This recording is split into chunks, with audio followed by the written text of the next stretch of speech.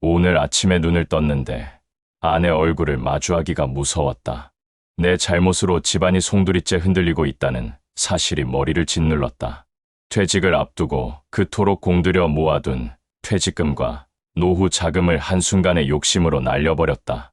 차마 입 밖으로 내지 못한 그 진실이 내 목구멍을 막고 있었다. 은행 통장에 남은 잔액을 보면서 손이 덜덜 떨렸다. 숫자가 바닥을 드러낸 것을 확인한 순간 눈앞이 캄캄해졌다. 아내는 오늘도 아침상 위에 된장찌개를 올려두고 나를 불러 세웠다. 하지만 나는 밥숟가락을 들 수가 없었다. 입맛이 사라진 것이 아니라 죄책감이 목을 조여왔다. 퇴직하면 여유로운 삶을 누릴 줄 알았다. 친구들과 여행을 다니고 손주들에게 용돈을 넉넉히 주면서 뿌듯해할 줄 알았다. 그러나 현실은 정반대였다. 은퇴자금이라는 이름으로 내가 선택한 금융상품은 사실상 고위험 투자였다. 그때는 몰랐다. 은행 창구 직원이 안정적이다, 꾸준한 수익이 나온다고 설명했을 때 나는 그 말을 철석같이 믿었다. 친구들 몇 명도 이미 가입했다는 말에 더욱 안심했다. 하지만 세상에 쉬운 돈은 없다는 것을 이제야 깨달았다. 며칠 전 투자한 회사가 부도가 났다는 소식을 들었다.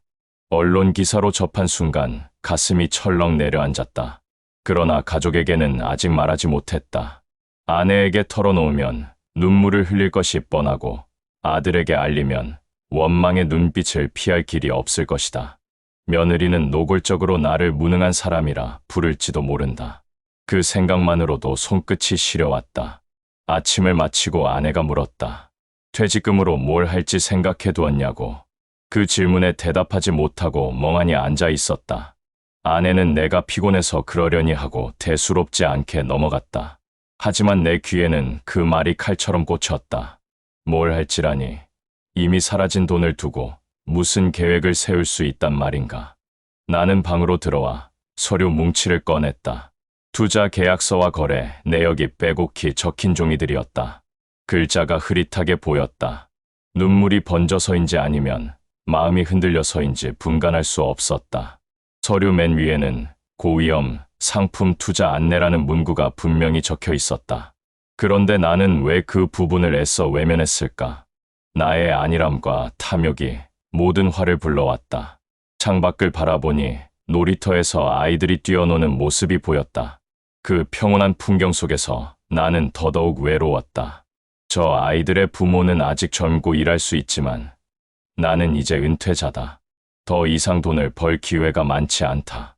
그렇기에 이 실수는 치명적이었다. 아내와 자식들에게 피해만 안겼다면 좋으련만 이대로라면 집조차 지킬 수 없을지 모른다. 은행 대출 상환일이 다가오고 있었다. 그 순간 전화벨이 울렸다. 은행 담당자였다. 원금 손실이 확정되었다는 통보였다. 목소리가 귀를 때리는 순간 온몸의 기운이 빠져나갔다. 내 인생이 허물어지는 소리가 들리는 것 같았다. 수화기를 내려놓고 한참 동안 아무 말도 못했다. 아내가 방에 들어와 왜 전화를 받으며 그렇게 창백해졌냐고 물었다. 나는 괜찮다고 둘러댔다. 하지만 내 표정은 거짓말을 감출 수 없었다. 나는 소파에 주저앉아 두 손으로 얼굴을 감쌌다. 자책감이 밀물처럼 밀려왔다. 남자로서, 가장으로서의 자존심이 무너졌다. 어떻게 해야 이 상황을 돌이킬 수 있을까? 머릿속이 복잡해졌다. 숨이 가빠졌다.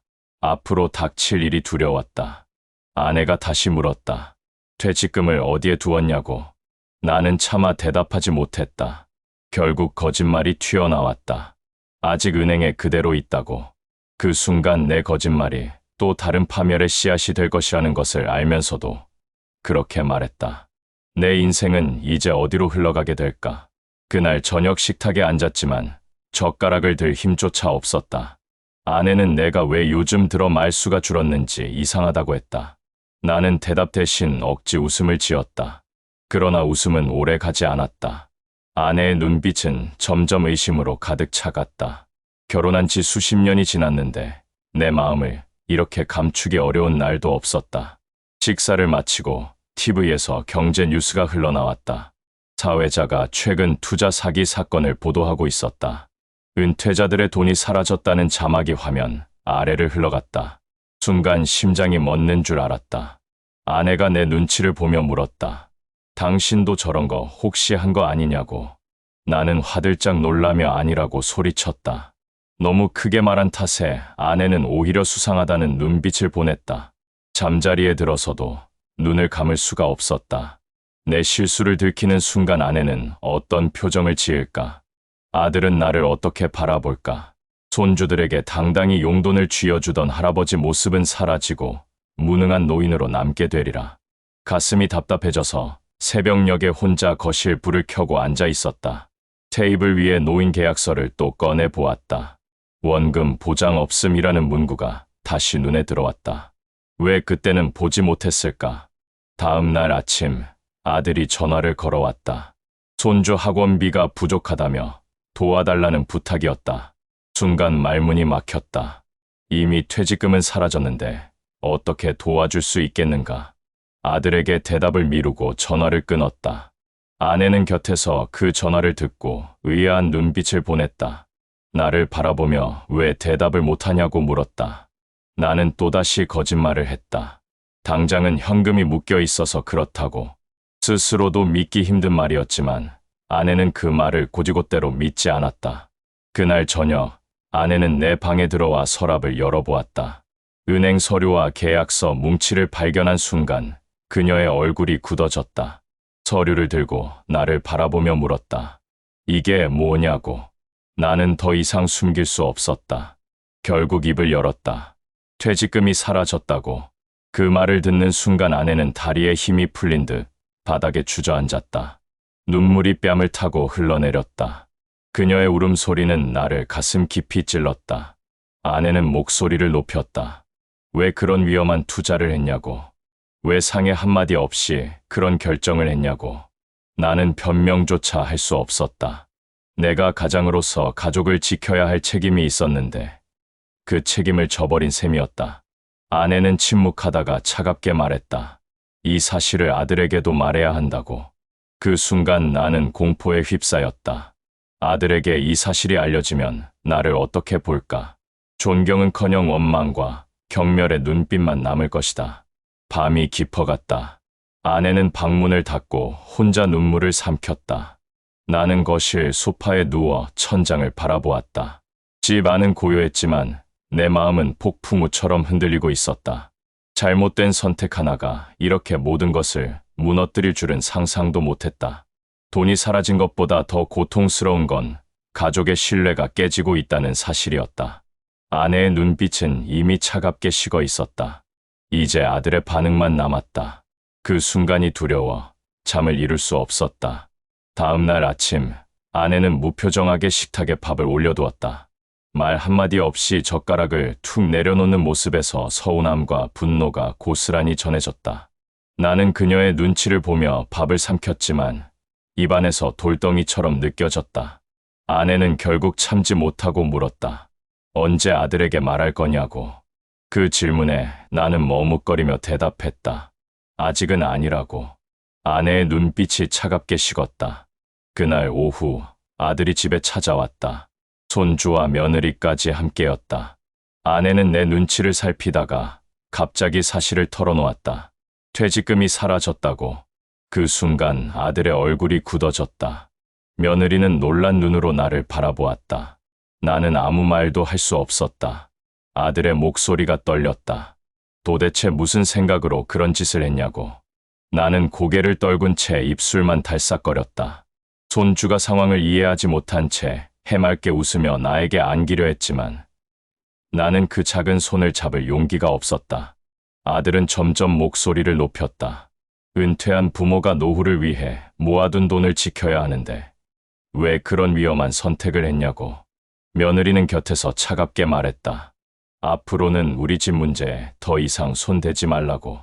그 말은 내 가슴에 못을 박았다. 아내는 울먹이며 아들에게 설명하려 했지만 아들은 이미 화를 참지 못했다. 당신 같은 사람 때문에 우리 세대가 부모를 못 믿게 된다고 소리쳤다. 나는 벼락을 맞은 듯 멍해졌다.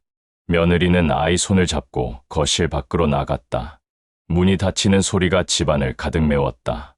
남은 건 차가운 공기와 무너진 내 자존심뿐이었다. 그날 밤, 아내는 침대에 누워 등을 돌린 채 울고 있었다.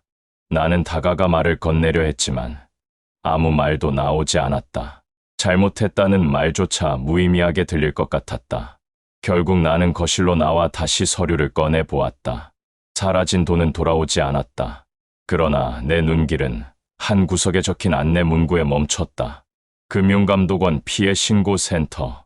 그제야 알았다. 내가 당한 것이 단순한 실패가 아니라 사기에 가까운 일이었다는 것을. 다음 날 나는 은행에 찾아갔다. 담당 직원은 처음과 달리 태도가 싸늘했다. 나는 따져 물었지만 그는 원칙대로 진행했을 뿐이라며 책임을 피했다. 그의 무심한 태도에 분노가 치밀었지만 현실은 바뀌지 않았다. 은행 로비에 앉아있는 다른 노인들의 얼굴이 눈에 들어왔다.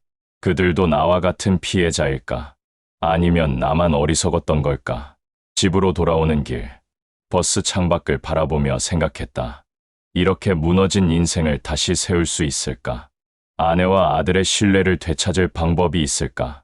마음이 허물어지듯 흔들렸다. 그러나 동시에 어렴풋한 희망도 피어올랐다. 아직 포기하지 말자. 적어도 내 잘못을 바로잡으려는 노력이라도 해보자. 그렇게 다짐하며 두 손을 꽉 쥐었다. 집에 돌아왔지만 분위기는 여전히 얼어붙어 있었다. 아내는 나를 보지 않았다. 거실에서 TV를 켜놓고 앉아 있었지만 화면에 집중하는 기색은 없었다.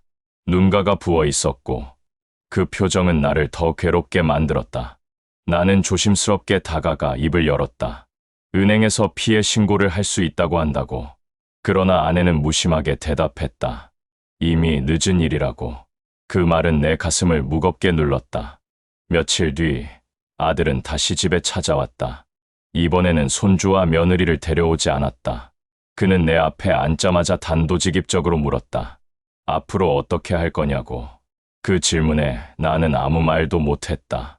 아들은 화를 누르며 말했다. 부모의 노후가 불안하면 결국 자식에게 짐이 된다고. 그러니 책임을 회피하지 말고 방법을 찾으라고. 아들의 눈빛 속에는 원망과 동시에 어쩔 수 없는 현실적인 두려움이 담겨 있었다. 그날 밤 나는 잠들지 못했다. 나는 인터넷을 뒤적이며 금융 피해자 모임을 찾아보았다. 실제로 나 같은 피해를 당한 사람들이 모여 집단 소송을 준비하고 있었다. 나는 망설이다가 용기를 내어 전화를 걸었다. 수화기 너머로 들려오는 목소리는 나와 같은 연배의 남성이었다. 그는 내 얘기를 듣고 고개를 끄덕이듯 말해주었다. 혼자가 아니라고. 그 말에 눈물이 핑 돌았다. 며칠 뒤 나는 피해자 모임 장소로 향했다. 작은 문화센터 강당에 사람들이 모여 있었다. 모두 내 또래였고 얼굴에는 깊은 주름과 함께 분노와 허탈함이 뒤섞여 있었다. 누군가는 자신의 집이 경매에 넘어갈 위기라고 했다. 또 다른 이는 아내와 별거 중이라고 했다. 그 이야기를 들으며 나는 가슴이 서늘해졌다. 내가 겪는 고통이 결코 특별한 일이 아니었다는 걸 깨달았다. 모임 대표가 말했다. 금융감독원에 민원을 제기하고 필요하면 집단 소송까지 준비할 거라고. 그의 목소리는 힘이 있었다. 나는 손을 들어 동참하겠다고 말했다. 순간 가슴이 벅차올랐다. 적어도 무기력하게 무너져가는 대신 무언가를 시도하고 있다는 사실이 위로가 되었다.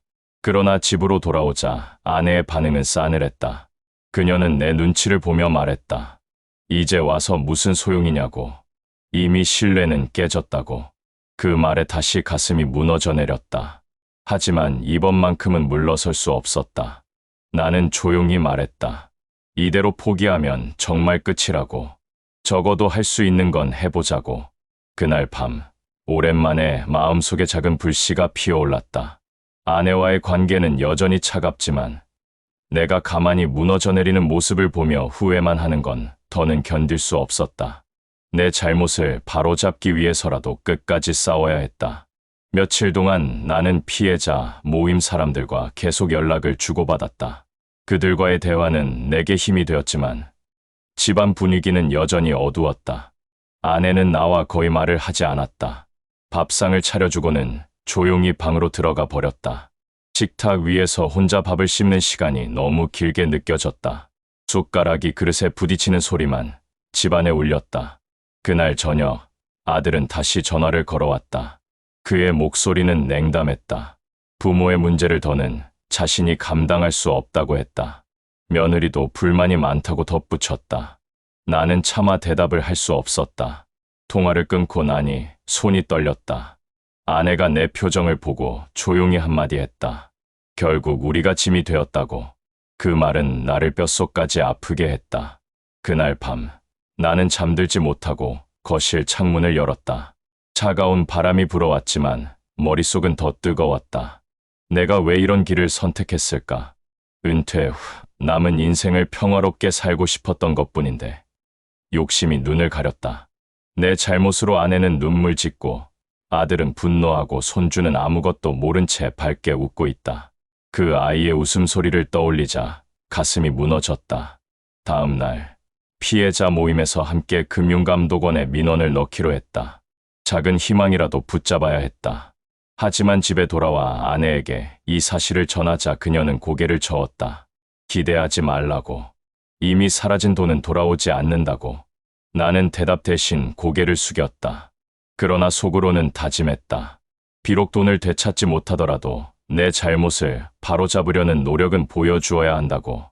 며칠 후 피해자 모임 대표에게서 전화가 왔다. 언론사 기자가 우리 이야기를 듣고 취재를 원한다고 했다. 나는 순간 망설였다. 집안 망신이 될까 두려웠다. 그러나 대표는 말했다. 우리가 목소리를 내지 않으면 누구도 이 문제를 알지 못한다고. 결국 나는 동의했다. 집에 돌아와 아내에게 이 사실을 말했을 때 그녀는 한참 동안 말이 없었다. 그리고 조용히 물었다. 당신이 그렇게까지 할 용기가 있냐고. 나는 깊은 숨을 내쉬고 고개를 끄덕였다. 그 순간 아내의 눈빛이 잠시 흔들렸다. 분노 속에서도 어쩌면 작은 기대가 섞여 있었을지 모른다. 밤이 깊자 나는 다시 서류를 꺼내 꼼꼼히 읽었다. 수십 번 본 종이지만 이제는 더 이상 글자가 흐리지 않았다. 나는 이 싸움에서 물러서지 않겠다고 결심했다. 무너진 신뢰를 회복하려면 행동으로 보여주는 수밖에 없었다. 며칠 뒤 기자와의 인터뷰가 잡혔다. 약속 장소는 시청 근처 작은 카페였다. 나는 긴장한 채 카페 문을 열었다. 기자는 젊은 여성이었고 내 이야기를 진지하게 들어주었다. 그녀는 수첩에 꼼꼼히 메모하며 물었다. 왜 그런 상품에 투자하게 되었냐고. 나는 솔직히 대답했다. 은행 직원의 설명을 믿었고 친구들도 이미 가입했다는 말에 안심했다고. 그러면서도 속으로는 부끄러움이 밀려왔다. 어리석은 선택을 이렇게 낱낱이 말해야 하다니. 기자는 고개를 끄덕이며 말했다. 당신 같은 피해자가 많다고. 노후 자금을 노린 금융상품은 늘 문제가 되어 왔다고. 그녀의 말에 작은 위로를 느꼈지만 동시에 씁쓸했다. 나는 단순히 욕심 많은 한 사람이 아니었다. 구조적인 문제 속에서 휘말린 수많은 노인 중 하나였다. 그러나 가족의 눈에는 결국 무책임한 남편과 아버지일 뿐이었다. 집에 돌아오자 아내는 내가 다녀온 곳을 물었다. 나는 솔직히 말했다. 기자와 인터뷰를 했다고. 아내는 놀란 듯 나를 바라보았다. 집안 체면은 생각 안 하냐고. 나는 고개를 숙이고 대답했다. 체면보다 중요한 건 진실이라고. 내 목소리는 떨렸지만 마음만은 단단했다. 아내는 한참 나를 노려보다가 결국 한숨을 내쉬었다. 그 순간 그녀의 눈빛에 미세한 변화가 있었다. 완전히 용서한 건 아니었지만 최소한 내 노력을 인정하려는 흔적이 엿보였다. 며칠 후 신문에 우리의 이야기가 실렸다. 작은 기사였지만 큰 파장을 일으켰다. 피해자 모임은 점점 커졌고 나 역시 그 속에서 목소리를 내기 시작했다. 처음에는 두려웠지만 점점 용기가 생겼다. 나는 집회 현장에서 마이크를 잡고 말했다. 은퇴한 노인들이 더 이상 속지 않도록 제도를 강화해야 한다고. 사람들의 박수가 들렸다. 그 순간 내 가슴 깊은 곳에서 뭔가 뜨겁게 올라왔다. 그러나 집으로 돌아오면 현실은 여전히 냉혹했다. 아들은 내 행동을 이해하지 못했다. 그는 전화를 걸어와 말했다. 언론의 얼굴까지 드러내면 집안이 더 곤란해질 거라고.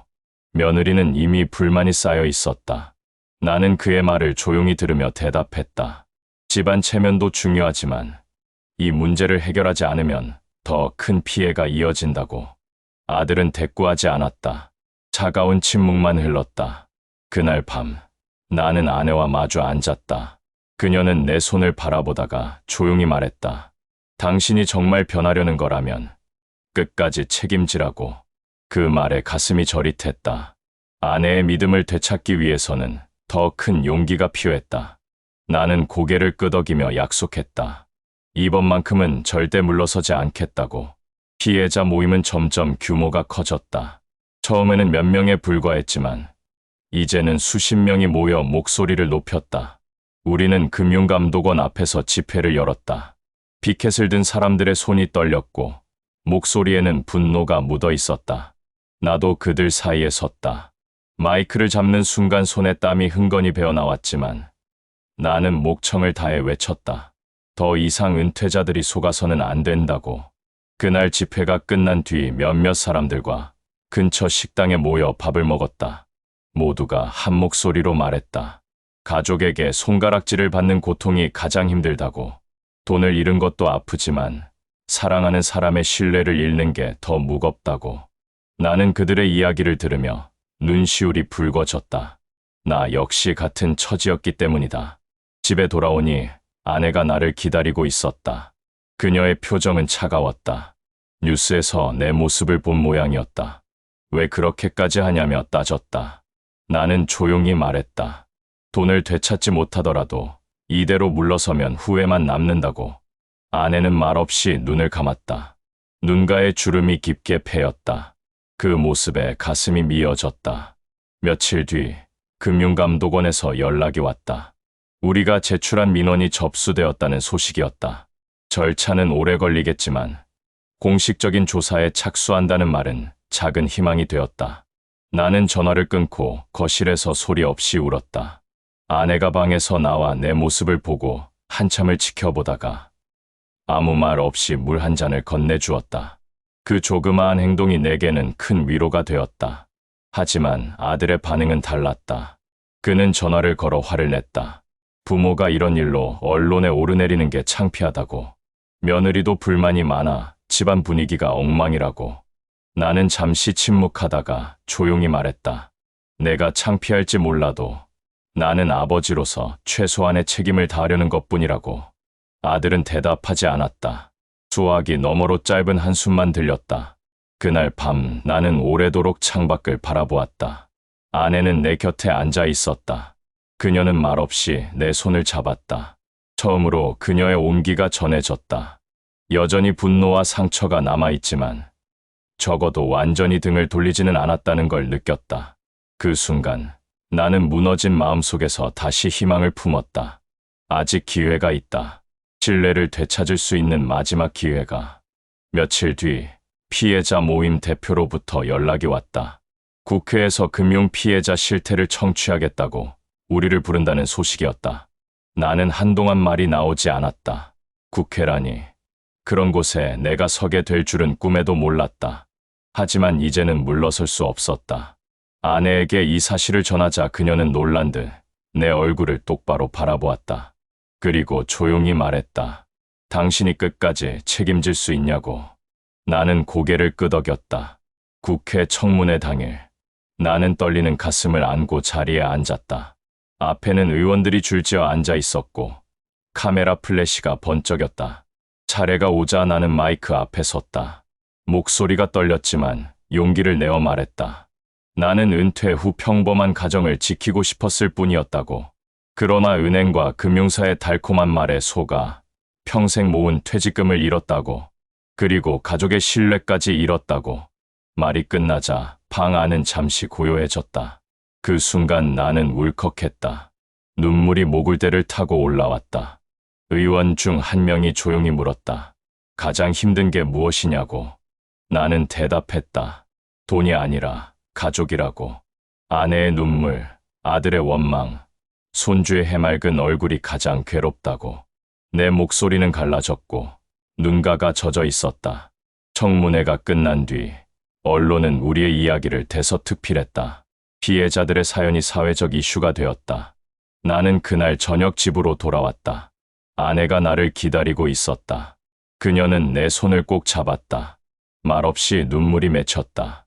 그 눈물 속에는 여전히 상처가 있었지만 동시에 작은 믿음도 있었다. 그러나 아들은 여전히 차가웠다. 그는 전화를 걸어왔다. 아버지가 그렇게 언론에 나서는 게 우리 가족에게 무슨 도움이 되냐고. 오히려 집안 체면만 더 구긴다고. 나는 담담히 말했다.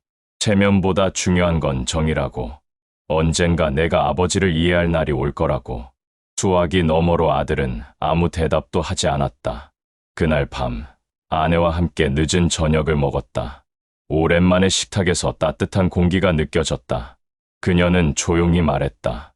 아직 멀었지만 적어도 당신이 변하려는 건 느낀다고. 그 말에 가슴이 뭉클했다. 나는 눈물을 삼키며 마음속으로 다짐했다.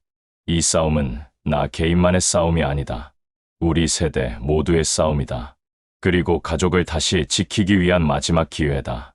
국회 청문회 이후로 언론 보도는 연일 이어졌다. 내 얼굴이 방송화면에 나오는 걸 보며 마음이 복잡해졌다.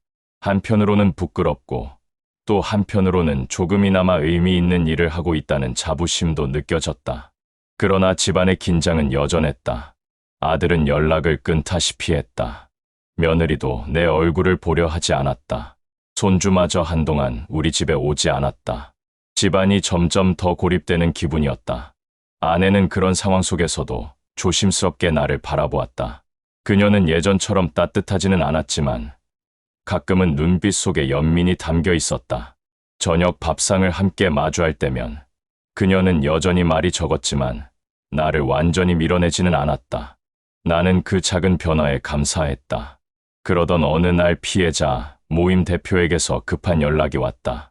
함께 투자했던 은행 직원이 내부 조사를 받게 되었다는 소식이었다.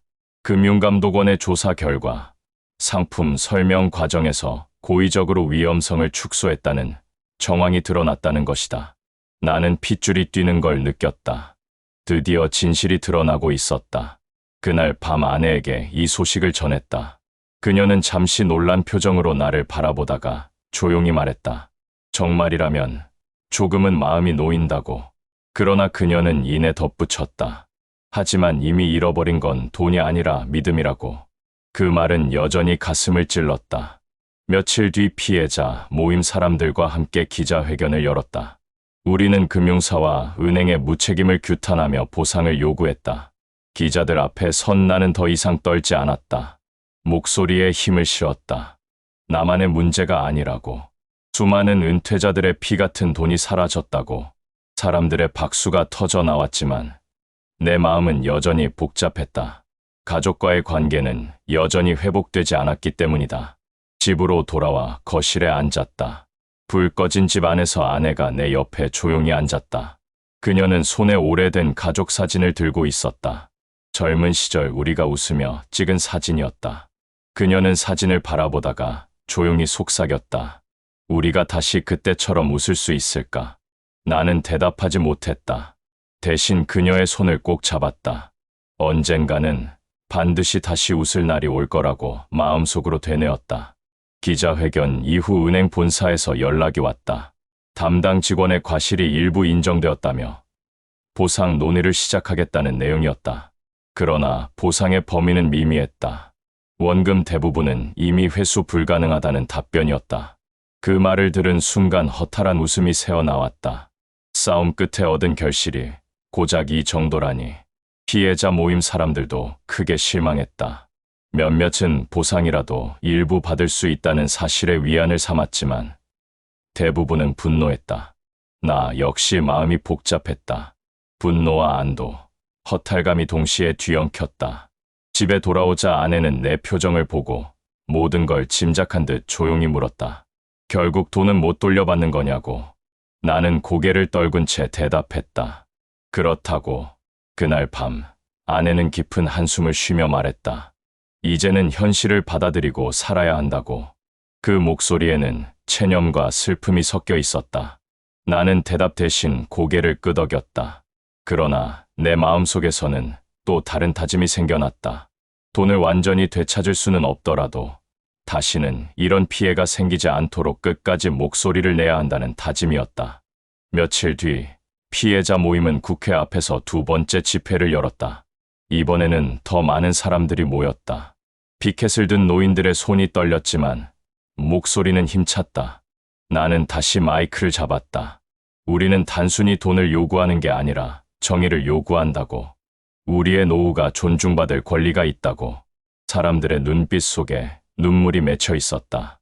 집으로 돌아오는 길, 버스 창가에 비친 내 얼굴을 바라보았다. 주름진 피부와 초라한 표정 속에 어쩐지 낯선 용기가 담겨 있었다. 예전에는 단순히 가족만을 위해 살았다면 이제는 세대를 위해 목소리를 내고 있었다. 집에 도착하자 아내가 나를 맞이했다. 그녀는 예전처럼 날카로운 눈빛이 아니었다. 대신 조용히 말했다. 당신이 조금은 달라진 것 같다고. 그 말에 눈물이 핑 돌았다. 나는 조용히 대답했다. 내가 달라져야만 우리가 다시 웃을 수 있다고. 아내는 한참 동안 말없이 내 손을 꼭 잡고 있었다. 그 온기는 오래도록 내 마음을 지탱해 주었다. 그날 밤, 나는 오랜만에 편안히 잠들 수 있었다. 여전히 문제는 산더미 같았지만 마음속 어둠이 조금은 거치는 듯했다. 최소한 나는 도망치지 않고 있었다. 다음 날 아침, 나는 신문을 펼쳤다. 전날 국회 앞 집회의 사진이 크게 실려 있었다. 내 얼굴이 마이크를 잡고 있는 모습으로 실렸다. 기사 제목은 은퇴자들의 절규였다. 그 기사를 보며 가슴이 벅차오르는 동시에 묘한 두려움도 몰려왔다. 이제 더 이상 물러설 수 없는 싸움 속에 내가 깊숙이 들어와 있다는 사실이 확실해졌기 때문이다. 아내는 신문을 잠시 바라보다가 말없이 부엌으로 들어갔다. 하지만 그녀의 눈빛은 전날과 달랐다. 완전히 용서한 것은 아니지만 적어도 나를 외면하지는 않는다는 느낌이었다. 나는 그 작은 변화에 감사했다. 며칠 후 피해자 모임 대표가 내게 전화를 걸었다. 국회의원 한 명이 우리 모임과 직접 면담을 원한다는 소식이었다. 나는 곧장 약속 장소로 나갔다. 의원은 우리 이야기를 진지하게 들었다.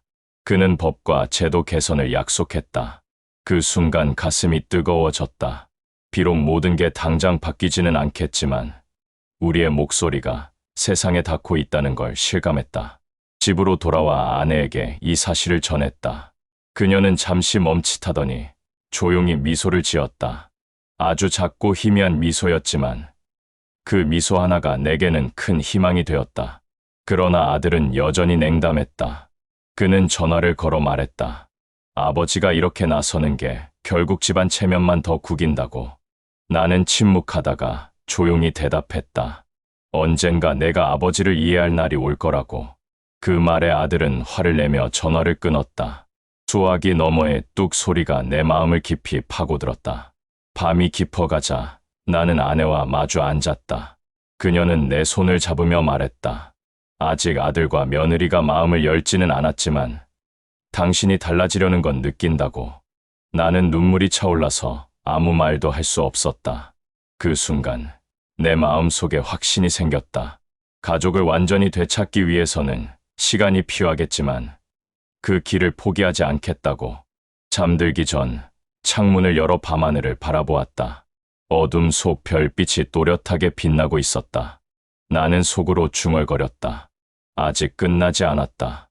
내 싸움도, 내 가족을 향한 마음도, 그리고 내 삶도. 며칠 뒤 피해자 모임은 언론의 주목을 더욱 받았다. 뉴스에서는 연일 우리의 사연을 다루었고 은행의 무책임한 상품 판매 관행이 문제로 떠올랐다. 그러나 여전히 해결은 멀었다. 피해자들 중 일부는 지쳐서 더는 모임에 나오지 않았다. 가족의 반대와 냉대 때문이었다. 그들의 뒷모습을 보며 나는 가슴이 서늘해졌다. 나도 언제까지 이 싸움을 이어갈 수 있을까? 그날 밤 아내와 마주 앉았다. 그녀는 내 눈을 똑바로 보며 물었다. 정말 이 길을 끝까지 갈 수 있겠냐고. 나는 한참 침묵하다가 대답했다.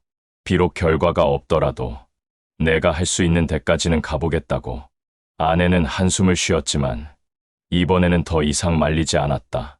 며칠 후 나는 피해자 모임 사람들과 함께 금융감독원항에 방문을 했다. 로비에는 카메라가 몰려 있었고 우리는 서류를 들고 목소리를 높였다. 나는 떨리는 손으로 진정서를 제출했다. 순간 눈물이 핑 돌았다. 이 작은 행동 하나가 내 인생의 마지막 싸움 같았다. 집으로 돌아오는 길, 버스에서 창밖을 바라보았다. 거리를 걷는 젊은 사람들은 아무 걱정 없는 듯 웃고 있었다. 그 모습을 보며 문득 내 젊은 시절이 떠올랐다. 그때 나는 노후를 대비해야 한다는 생각조차 하지 못했다. 다만 열심히 일하면 미래는 자연스레 보장될 거라 믿었다. 그러나 세상은 그렇게 단순하지 않았다. 준비하지 않으면 무너지는 게 노후라는 걸 뼈저리게 깨달았다. 집에 도착하니 아내가 밥상을 차려놓고 기다리고 있었다. 오랜만에 따뜻한 미소를 지으며 말했다. 고생 많았다고. 나는 숟가락을 들려다가 손이 떨려서 놓아버렸다. 눈물이 솟구쳐 올라왔다. 아내는 조용히 내 손을 잡으며 속삭였다. 돈은 잃었어도 아직 우리 둘은 남아있다고. 그 말에 가슴이 저릿했다. 그날 밤 나는 처음으로 깊은 잠에 빠졌다. 꿈속에서 손주가 해맑게 웃으며 나에게 달려왔다. 나는 그 아이를 꼭 안았다. 깨어나고 보니 눈가가 젖어 있었다. 아직 갈 길은 멀지만 적어도 내가 다시 서 있는 길이 헛되지 않다는 걸 믿고 싶었다. 며칠 후 피해자 모임 대표가 전화를 걸어왔다. 금융사 측에서 공식적으로 협상 테이블을 마련하겠다는 소식이었다. 나는 가슴이 뛰었다. 드디어 싸움의 결실이 보이기 시작하는 걸까? 그러나 곧 마음이 차분해졌다. 이미 큰 돈은 돌아오지 않는다. 중요한 건 결과보다 과정이라는 걸 이제는 알았다. 회의 당일 우리는 회의실에 모였다. 금융사 관계자들이 차가운 얼굴로 앉아 있었고 우리 피해자들은 굳은 표정으로 맞섰다. 나는 발언 기회를 얻자 자리에서 일어섰다. 목소리가 떨렸지만 눈빛만큼은 단호했다. 우리는 단순히 돈을 잃은 게 아니라고. 우리의 존엄과 신뢰가 무너진 거라고. 그리고 다시는 이런 피해가 반복되지 않도록 제도를 바꾸어야 한다고. 내 말이 끝나자 잠시 정적이 흘렀다. 회의는 길게 이어졌다. 보상안은 여전히 만족스럽지 않았다. 하지만 최소한 잘못이 인정되고 제도 개선이 필요하다는 합의가 나왔다. 작은 진전이었다. 회의실을 나서며 피해자들과 눈빛을 나눴다. 서로의 눈에는 눈물이 맺혀 있었다. 집으로 돌아오니 아내가 기다리고 있었다. 나는 오늘 있었던 일을 설명했다. 아내는 한참 동안 내 이야기를 듣더니 조용히 말했다. 당신이 이렇게까지 달라질 줄 몰랐다고. 그 말에 가슴이 울컥했다. 아내의 눈빛은 더 이상 차갑지 않았다. 오랜 세월 함께 살아온 동반자의 눈빛이었다. 그러나 아들의 마음은 여전히 닫혀 있었다. 그는 전화로 말했다. 보상 몇 푼으로 과거가 달라지는 건 아니라고. 나는 담담히 대답했다. 돈보다 중요한 건 내가 다시 책임을 지고 있다는 사실이라고. 아들은 대답하지 않았다. 하지만 이번에는 전화를 끊지 않았다. 수화기 너머의 침묵 속에서 아주 작은 틈이 생긴 듯한 느낌이 들었다. 그날 밤 아내와 함께 오래된 앨범을 펼쳤다. 젊은 시절의 웃음 가득한 사진들이 빛발에 있었다. 아내는 사진을 쓰다듬으며 말했다. 언젠가 우리도 다시 저렇게 웃을 수 있을까? 나는 대답했다. 반드시 다시 웃게 해주겠다고. 내 목소리는 떨렸지만 진심이었다. 아내는 조용히 고개를 끄덕였다. 그 순간 마음속에 오랜만에 평온이 찾아왔다. 며칠 후 피해자 모임 대표는 새로운 소식을 전해왔다. 국회에서 관련 법 개정안이 발의될 예정이라는 것이다. 은퇴자와 고령층을 대상으로 한 고위험 금융상품 판매를 엄격히 제한하고 피해자 구제를 위한 특별 기금도 마련하자는 내용이었다. 그 말을 듣는 순간 가슴이 벅차올랐다. 우리가 외친 목소리가 헛되지 않았다는 증거였다. 나는 곧장 아내에게 이 소식을 전했다. 그녀는 놀란 듯 눈을 크게 뜨더니 이내 눈가가 젖었다. 긴 세월 동안 쌓여온 불신이 서서히 녹아내리는 듯했다. 그녀는 내 손을 잡으며 말했다. 이제야 조금 안심이 된다고. 그 순간 내 가슴 깊은 곳에서 뜨거운 울음이 터져 나왔다. 며칠 뒤 피해자 모임은 국회 앞에서 마지막 집회를 열었다. 이번에는 수백 명의 피해자들이 모였다. 모두가 한 목소리로 외쳤다. 다시는 우리 같은 피해자가 나오지 않게 해달라고. 나는 무대 위에서 발언했다. 오늘 우리가 세상에 남기는 건 단순한 보상이 아니라 앞으로 살아갈 세대를 위한 안전망이라고. 내 목소리는 더 이상 떨리지 않았다. 집으로 돌아오는 길, 나는 휴대폰을 열어 아들에게 전화를 걸었다. 이번에는 그가 전화를 받았다. 나는 조심스럽게 말했다.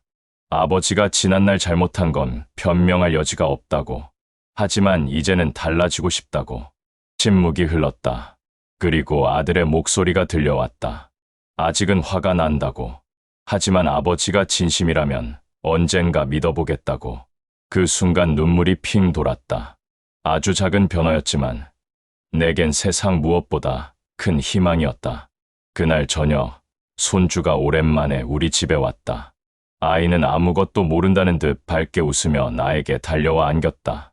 나는 그 작은 몸을 꼭 끌어안았다. 아이의 웃음소리가 집안을 가득 채웠다. 아내는 그 모습을 보며 미소를 지었다. 오랜만에 우리 집에 따뜻한 공기가 돌았다. 밤이 깊어지자 나는 혼잣말을 했다. 퇴직금은 사라졌지만 잃어버린 건 전부가 아니었다고. 다시 찾을 수 있는 것들이 분명히 있다고. 신뢰, 가족, 그리고 함께 살아갈 희망. 그것이야말로 진짜 노후 자산이었다. 며칠 뒤 뉴스에서 국회 본회의 결과가 보도되었다.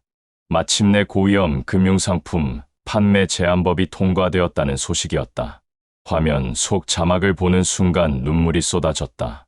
내 삶의 가장 큰 실수로 시작된 이 싸움이 이제는 수많은 사람들의 삶을 지키는 길이 된 것이다. 아내는 내 옆에서 조용히 눈시울을 닦았다. 그녀의 눈빛에는 자부심이 담겨 있었다. 그날 저녁 아들이 집에 찾아왔다. 오랜만에 마주 앉은 그의 얼굴은 여전히 굳어 있었지만 예전처럼 차갑지는 않았다. 그는 조용히 말했다. 아버지가 결국 해냈다고. 하지만 아직 내 마음속 상처는 쉽게 지워지지 않는다고. 나는 고개를 끄덕이며 대답했다. 당연하다고. 내 상처를 치유하려면 시간이 필요하다고.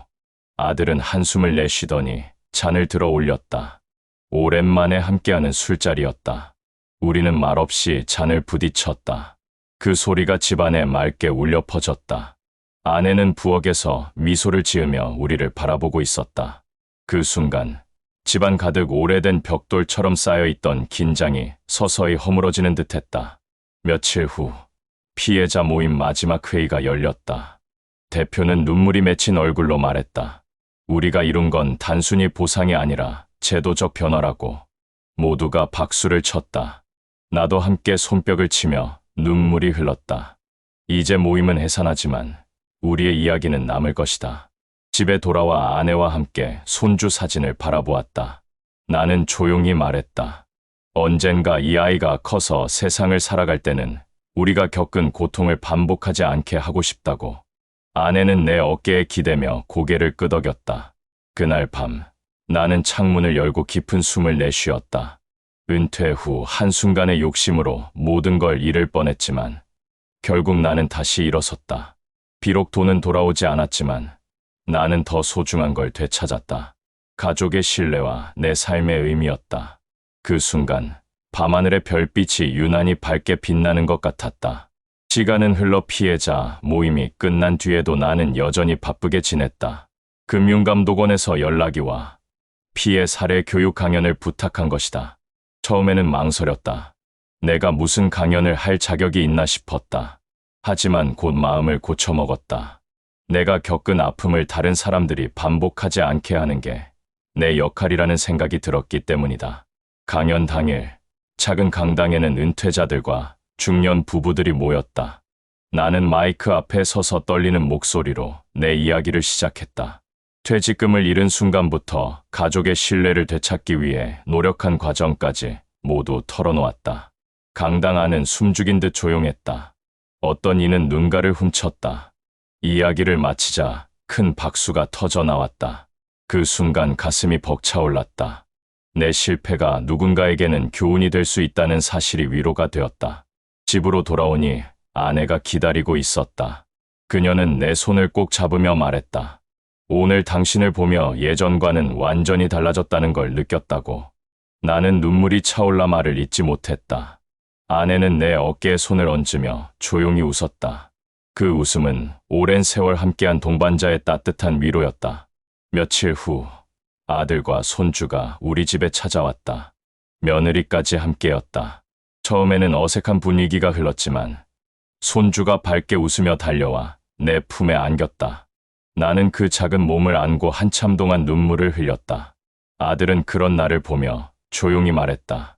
아직 모든 걸 용서한 건 아니지만 이제는 아버지를 이해하려 노력하겠다고. 그 말은 내게 세상 무엇보다 값진 선물이었다. 그날 저녁 우리는 오랜만에 온 가족이 함께 식탁에 둘러앉았다. 식탁 위에 김치찌개가 끓고 웃음소리가 오갔다. 아내는 눈가에 눈물이 맺히면서도 미소를 지었다. 나는 조용히 속삭였다. 이 순간을 위해 내가 버텼다고. 밤이 깊어지자 나는 혼자 창가에 앉아 지난 시간을 되돌아보았다. 실패와 후회, 절망과 분노, 그리고 다시 일어선 과정이 주마등처럼 스쳐갔다. 은퇴 후의 삶은 무너질 수도 있었지만 나는 다시 일어났다. 그리고 무엇보다 중요한 건 돈이 아니라 사랑하는 가족이었다는 걸 이제는 알았다. 가족과의 관계가 서서히 회복되자 마음속에 무거운 짐이 조금씩 내려갔다. 그러나 여전히 해결해야 할 과제는 남아 있었다. 노후 생활비였다.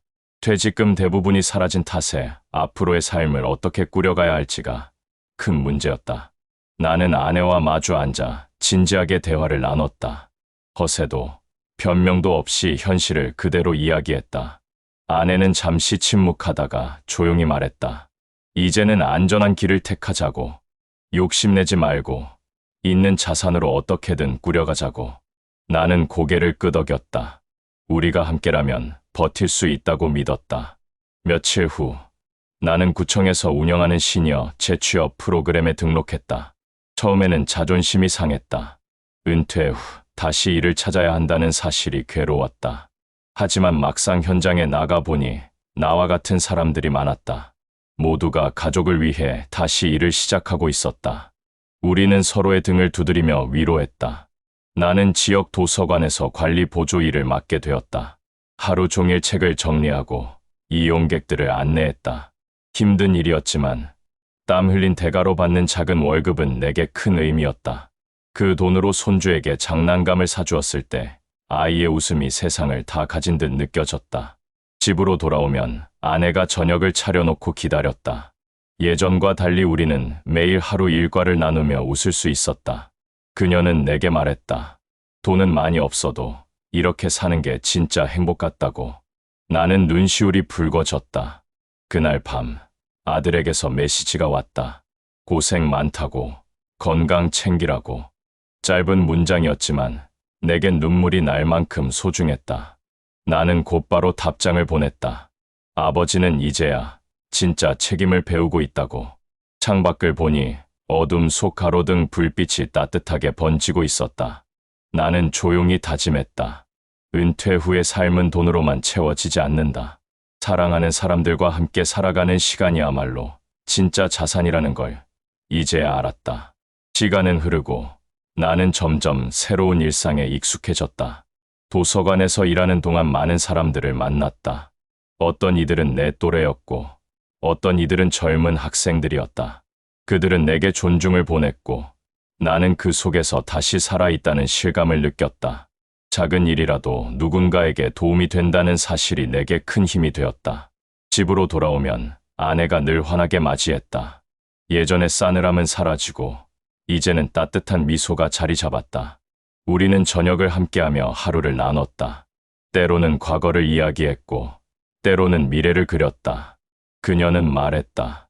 지금처럼만 살아가면 충분하다고. 나는 고개를 끄덕이며 마음속으로 감사했다. 어느 날 아들이 집으로 찾아왔다. 이번에는 며느리와 손주까지 함께였다. 손주는 문을 열자마자 달려와 내 품에 안겼다. 나는 그 아이를 꼭 껴안으며 눈물이 차올랐다. 며느리 역시 예전처럼 차갑지 않았다. 오히려 조심스럽게 미소를 지으며 나에게 말했다. 이제는 안심이 된다고. 나는 그 말에 목이 메었다. 저녁 식탁은 웃음으로 가득했다. 오랜만에 온 가족이 둘러앉아 음식을 나누며 대화를 나눴다. 손주는 제잘거리며 장난감을 보여주었고 아들은 내게 술잔을 권했다. 아내는 눈가가 젖어 있었지만 환한 얼굴로 우리를 바라보고 있었다. 그 순간 나는 깨달았다. 진짜 회복은 돈이 아니라 가족의 웃음을 되찾는 것이었다. 그날 밤 나는 아내와 함께 베란다에 나와 앉았다. 달빛이 아파트 단지를 환하게 비추고 있었다. 나는 조용히 말했다. 이제야 알겠다고. 노후를 지켜주는 건 돈만이 아니라고. 결국은 곁에 있는 사람이었다고. 아내는 고개를 끄덕이며 내 어깨에 기대었다. 긴 싸움과 절망의 시간은 분명 아팠다. 그러나 그 시간을 지나왔기에 우리는 다시 서로를 바라볼 수 있었다. 나는 마음속으로 다짐했다. 남은 생애 동안 더 이상 욕심이 아니라 감사와 책임으로 살아가겠다고. 계절이 바뀌어 가을이 찾아왔다. 도서관 마당에 은행나무가 노랗게 물들고 아이들은 낙엽을 밟으며 뛰어다녔다. 나는 그 모습을 보며 잠시 멈춰섰다. 한때는 무너져 내리던 내 삶이 이렇게 다시 고요한 풍경을 즐길 수 있게 될 줄 누가 알았을까. 그날 도서관에서 돌아오니 아내가 손수 끓인 따뜻한 국을 내주었다. 그녀는 예전처럼 나를 바라보며 물었다. 요즘은 마음이 어떠냐고. 나는 조용히 대답했다. 이제는 두렵지 않다고. 다시 일어서려는 용기를 배웠고 무엇보다 당신이 곁에 있다는 게 힘이 된다고. 아내는 눈시울을 붉히며 미소를 지었다. 주말에는 온 가족이 함께 시골에 내려갔다. 아버지 때부터 지켜온 작은 고향집 마당에서 우리는 함께 고기를 구워 먹었다. 손주는 흙바닥에서 뛰어놀며 웃음을 터뜨렸고 아들은 내 옆에 앉아 맥주잔을 건넸다. 그는 조용히 말했다. 아버지가 이렇게까지 달라질 줄 몰랐다고. 이제는 조금 이해가 간다고. 나는 그 말을 듣고 눈물이 차올랐다. 며느리도 미소 지으며 함께 고개를 끄덕였다.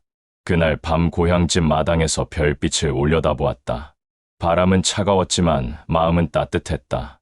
인생의 가장 깊은 절망 속에서도 다시 희망을 찾을 수 있다는 걸 나는 몸소 경험했다. 아내는 내 옆에서 말했다. 우리 앞으로도 서로 지켜주며 살자고. 나는 그녀의 손을 꼭 잡으며 대답했다. 약속하겠다고. 이제는 후회가 아니라 감사로 살아가겠다고. 별빛 아래 앉아있는 그 순간 나는 비로소 깨달았다. 진짜 노후의 자산은 은행 통장이 아니라 함께 울고 웃는 가족의 시간이었음을. 그리고 그것을 되찾기 위해 내가 걸어온 모든 싸움이 헛되지 않았음을. 겨울이 다가오자 차가운 바람이 불어왔다. 그러나 내 마음은 예전처럼 흔들리지 않았다. 도서관에서 하루를 보내고 집에 돌아오면 아내가 웃으며 맞아주었다. 저녁 식탁에는 따뜻한 국물이 놓였고 우리는 서로의 하루를 나누며 웃었다.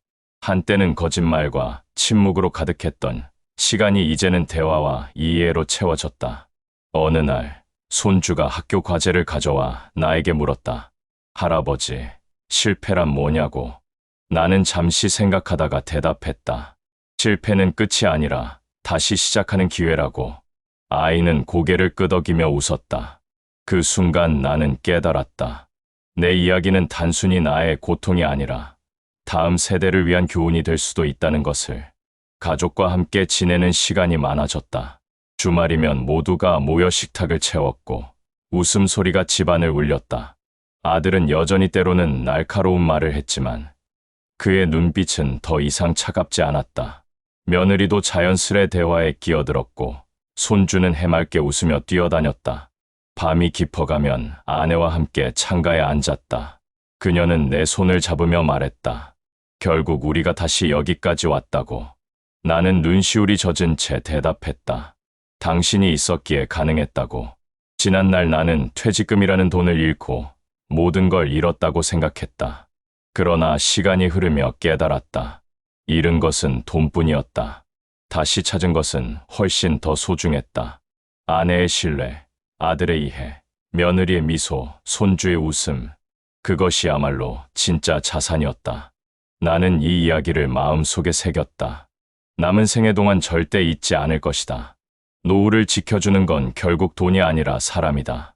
실패는 누구에게나 찾아올 수 있지만 포기하지 않고 다시 일어설 때 비로소 삶은 빛난다. 창밖에는 첫눈이 내리고 있었다. 아내와 함께 그 눈을 바라보며 속삭였다. 이제는 후회가 아니라 감사로 살아가겠다고. 우리의 노후는 비록 흔들렸지만 결국 다시 따뜻해질 수 있었다. 그것이 내 인생의 마지막이자 가장 큰 깨달음이었다.